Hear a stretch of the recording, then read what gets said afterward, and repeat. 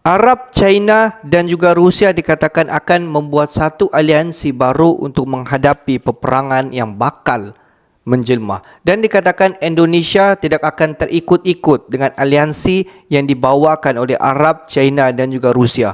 Indonesia tetap dengan prinsip dia, iaitu mengamalkan non-blok. Adakah ini benar, guys? Hello guys, bismillahirrahmanirrahim. Assalamualaikum warahmatullahi wabarakatuh. Allahumma salli ala Sayyidina Muhammad wa ala ali Sayyidina Muhammad. Guys, selamat datang ke Musa Channel. Ini adalah channel YouTube aku, Musa bin Muhammad Darin Channel.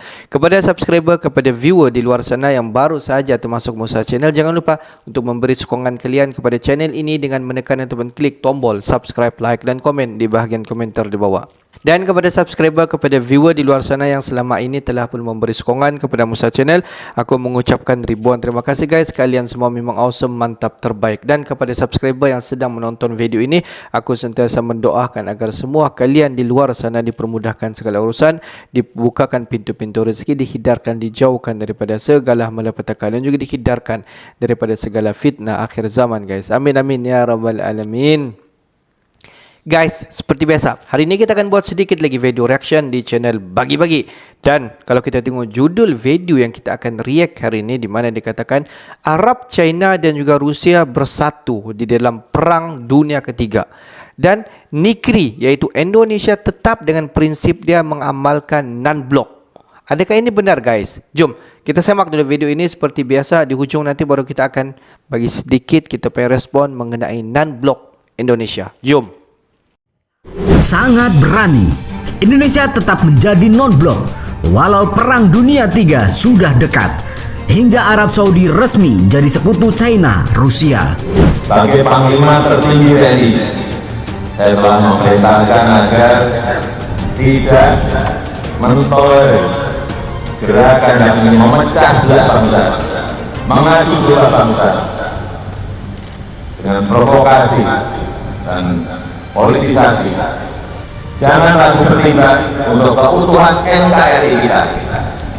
Dan sebagai Panglima tertinggi TNI, saya memerintahkan untuk tegakkan kesatuan komando, pegang teguh amanat Sabta Marga dan Sumpah Prajurit, jaga soliditas, tunjukkan jati diri NKRI negara dan bangsa Indonesia. Dirikan 59 tahun yang lalu, GNB diharapkan menjadi wadah perjuangan melawan musuh bersama, yaitu imperialisme, kolonialisme, dan segala bentuknya. Indonesia merupakan salah satu pendiri gerakan non-blok. Saat ini menjadi musuh bersama quote-unquote negara-negara di seluruh dunia, termasuk negara-negara non-blok. Dan sampai negara-negara GNB terjebak dalam hal-hal yang bisa mempertajam perbedaan dan melemahkan kerjasama. Jangan ragu bertindak untuk keutuhan NKRI kita.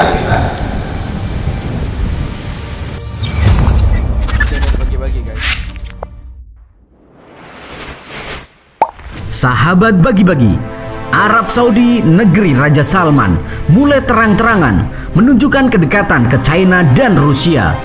Manuver yang dilakukan Arab Saudi tepat sekali, karena Perang Dunia III akan segera tercetus dan dipelopori oleh China. Lalu, bagaimana nasib Indonesia yang akan terus menjadi non-blok? Siapa yang akan membela Indonesia jika Perang Dunia III pecah? Apakah pertanyaan seperti ini ada di benak sahabat semuanya? Manuver yang dilakukan Arab Saudi menjadi pertanda akan datangnya suatu masalah dengan negara Barat.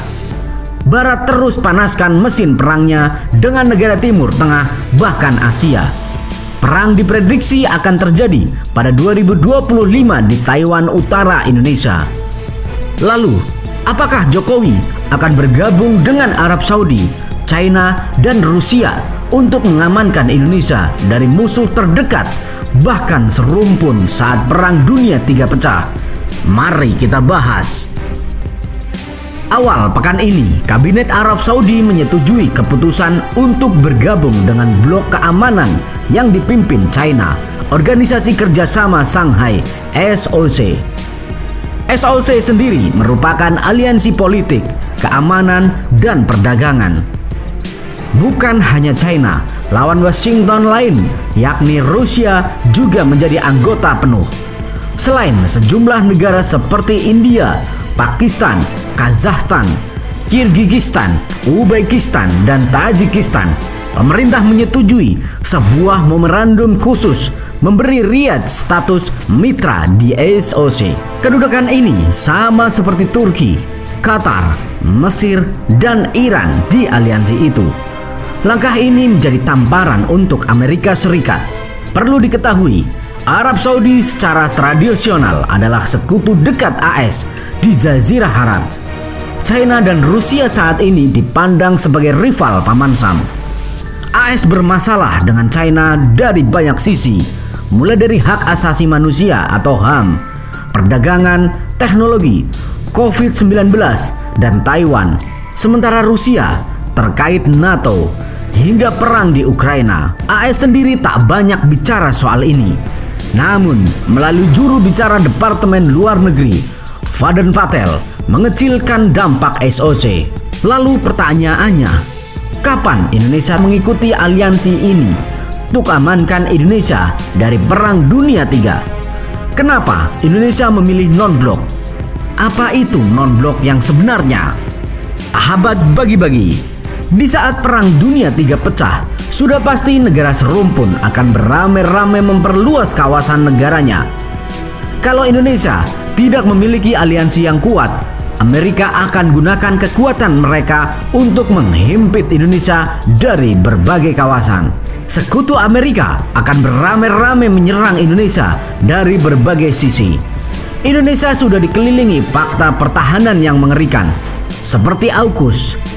Dengan bergabungnya Indonesia dengan negara Arab Saudi, China, dan Rusia itu menjadi sangat penting, mengingat serakahnya negara Barat melihat sumber daya alam Indonesia. Indonesia mempertahankan status sebagai negara non-blok karena prinsip dasar politik luar negerinya adalah bebas aktif.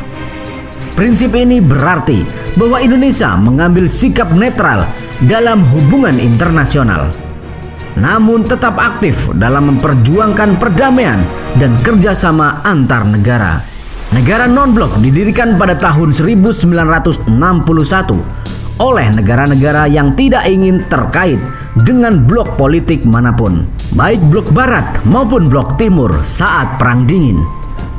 Tujuan utama gerakan ini adalah untuk memperjuangkan kemerdekaan dan kedaulatan negara-negara yang masih terjajah, serta memperjuangkan perdamaian dunia. Dalam menghadapi potensi Perang Dunia Ketiga, Indonesia tetap mempertahankan prinsip bebas aktif dan status sebagai negara non-blok.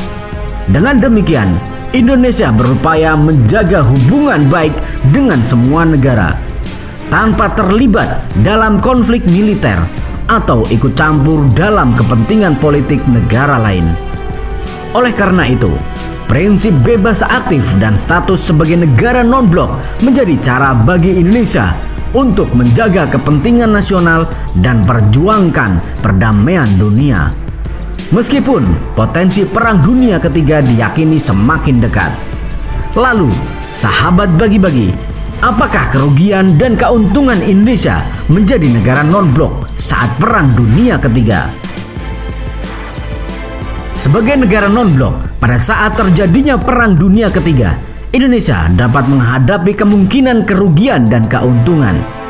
Dalam hal ini, kerugian Indonesia dapat terkena dampak perang meskipun tidak secara langsung terlibat dalam konflik. Indonesia juga dapat terkena embargo dan sanksi ekonomi dari negara-negara yang terlibat dampak konflik. Namun, keuntungan Indonesia sebagai negara non-blok adalah tidak terikat dengan blok politik tertentu dan dapat menjalin hubungan baik dengan semua negara. Indonesia juga dapat memainkan peran yang penting dalam upaya memperjuangkan perdamaian dunia. Namun, apakah Indonesia akan lebih banyak mengalami kerugian atau keuntungan sebagai negara non-blok pada saat Perang Dunia Ketiga sangat bergantung pada situasi dan skenario yang mungkin terjadi. Bagaimana menurut kalian? Yuk diskusikan di kolom komentar. Merdekalah kita seutuhnya. Merdeka! Kemajuan ekonomi di Indonesia dalam pelbagai aspek kita dapat nampak sejak akhir-akhir ini. Mungkin juga sebab Indonesia melakukan prinsip non-blok. Indonesia kalau kita tengok salah sebuah negara di dunia ini yang dimasukkan dalam negara yang mengamalkan prinsip non-blok, iaitu tidak berpihak kepada mana-mana negara walaupun Indonesia menjalinkan hubungan kerjasama bersama dengan sesebuah negara. Walaupun hubungan yang begitu rapat sekali, kalau kita ambil contoh sebagai negara Rusia, hubungan Indonesia dengan Rusia boleh dikatakan sejak dulu daripada pemerintahan Presiden pertama Indonesia sampailah sekarang, hubungan Indonesia bersama dengan Rusia yang begitu baik dan membuat jalinan kerjasama dalam pelbagai aspek. Tetapi Indonesia tidak akan berpihak 100% terhadap Rusia, tidak akan bagi sepenuhnya kepercayaan kepada Rusia. Indonesia tetap dengan pendirian dia, iaitu mengamalkan prinsip non-blok, iaitu tidak berpihak kepada mana-mana negara di dunia.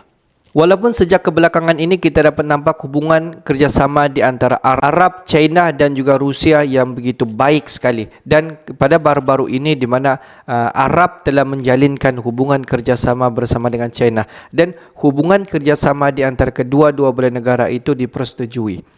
Dan tidak dapat dinafikan juga Rusia menjalinkan kerjasama bersama dengan China dan juga Arab.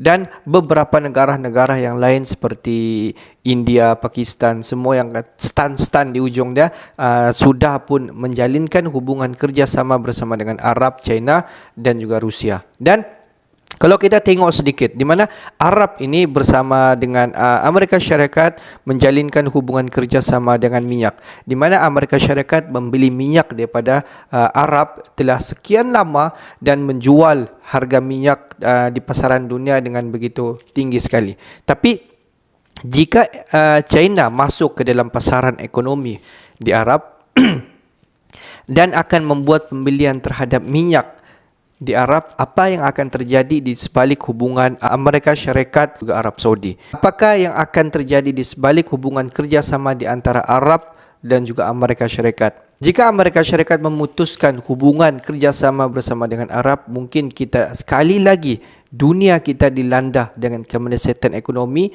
iaitu kalau kita tengok harga minyak pasti akan meningkat ataupun pasti akan turun. Kita semua anda tahu, kita just doakan yang baik-baik saja, semua kebaikan yang akan berlaku selepas ini guys. Walaupun ketiga-tiga negara ini, Arab, China juga Rusia telah melancarkan jalinan kerjasama di antara ketiga-tiga negara ini dan negara-negara yang lain, di mana Indonesia tetap dengan prinsip dia. Kita dapat nampak video sebentar tadi di mana Menteri Luar daripada Indonesia telah menegaskan Indonesia tetap dengan prinsip dia, tidak akan berpihak kepada mana-mana negara. Sebaliknya, Indonesia tetap dengan prinsip dia, iaitu akan mengamalkan non-blok, tidak akan berpihak kepada mana-mana negara di dunia. Dan apa yang akan terjadi? Adakah kebaikan untuk Indonesia apabila mengamalkan non-blok jika berlakunya perang? Adakah keuntungan yang akan Indonesia dapat ataupun adakah kerugian yang Indonesia akan dapat di sebalik sikap non-blok yang diamalkan oleh Indonesia? Pendapat kalian semua bagaimana? Okeylah guys, untuk hari ini sampai di sini saja sedikit information daripada Musa Channel, dan kepada subscriber, kepada viewer di luar sana yang belum lagi klik button subscribe, please guys to klik button subscribe, like dan komen di bahagian komentar di bawah. Akhir kata daripada Musa Channel, thanks for watching my video. Assalamualaikum warahmatullahi wabarakatuh guys. See you the next video guys.